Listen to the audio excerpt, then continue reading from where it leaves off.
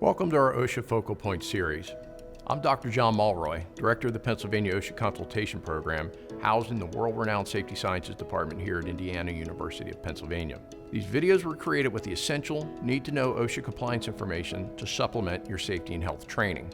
Addressing OSHA's most frequently cited standards, like lockout-tagout, fall protection, hazard communication, and machine guarding, these videos can help your organization anticipate, identify, evaluate, and control workplace safety and health hazards. We hope these critical OSHA focal points assist you in preventing future injuries and illnesses. If you still have questions or you need no-cost OSHA compliance assistance, we're here to help. All you need to do is reach out to us at IUP using the link below and request this no-cost OSHA compliance assistance service.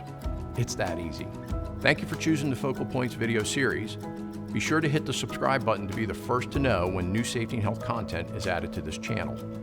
Have a safe day, everyone. Today's topic is hot work, and the purpose of today's topic is to provide you with the essential need-to-know information about the hazards associated with welding, burning, and cutting. During this short presentation, we will briefly discuss the following topics, which include: what are the requirements for welding, burning, and cutting outside of designated areas? What steps need to be taken to render an area fire safe? What is a fire watch, and what is a hot work permit? So what is hot work?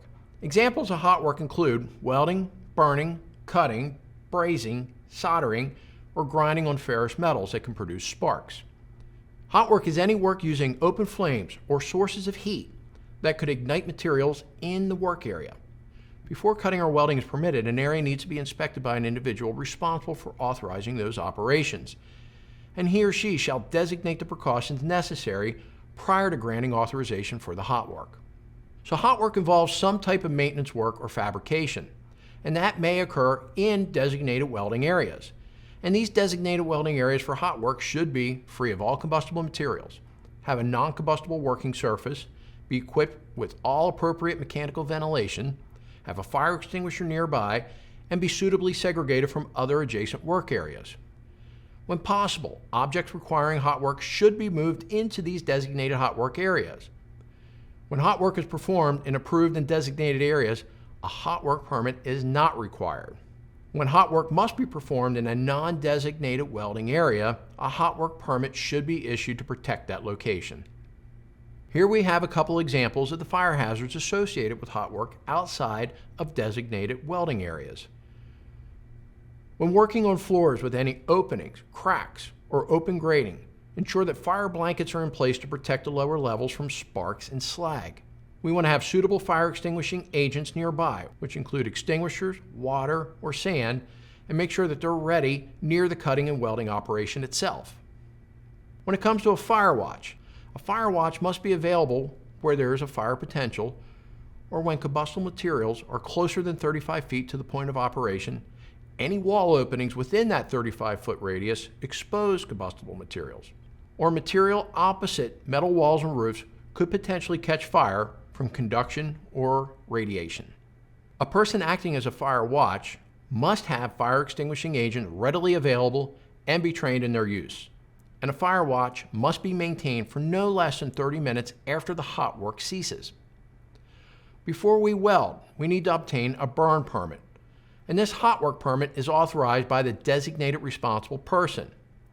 Before we start, we sweep away all paper clippings, wood shavings, any combustible materials within a radius of 35 feet of that operation.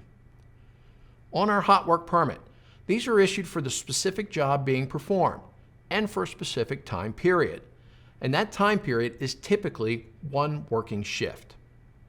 A hot work permit will list all the requirements for the work, which include removing any combustible material for a radius of no less than 35 feet, covering all floor and wall openings with a fire-resistant material, providing fire extinguishing equipment, and providing for a fire watch to watch the hot work area for no less than 30 minutes after concluding the operation. On the permit, all firefighting equipment, including extinguishers, hose reels, must be both serviceable and readily available before the permit is issued. When working on platforms, scaffolds, or any open-sided floors, we must ensure that we're protected from falls using a guardrail system or a harness with a lanyard. Welding cables and hoses must be kept clear of any passageways, aisleways, exits, ladders, and stairways. To get more help with hot work, go to OSHA.gov. Thank you.